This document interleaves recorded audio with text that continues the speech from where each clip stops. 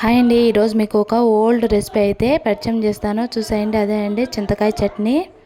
ముందు మన పెద్దవాళ్ళు అయితే చేసుకుంటున్నారు ఇలాంటిది.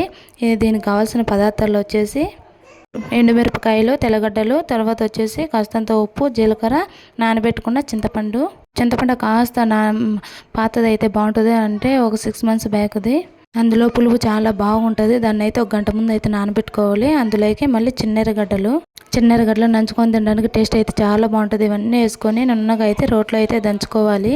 నాన్ వెజ్ ఎక్కువగా తిన్నప్పుడు, కడుపు కొంచెం ఉబ్బరంగా ఉన్నప్పుడు ఇలాంటి చట్నీ చేసుకొని తింటే చాలా బాగుంటుంది.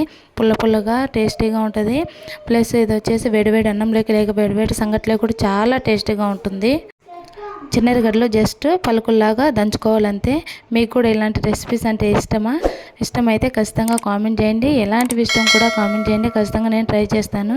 ముందుగా నానబెట్టుకునే దాంట్లోకి అయితే వేసుకొని వాటర్ అడ్జస్ట్ చేసుకోవాలి.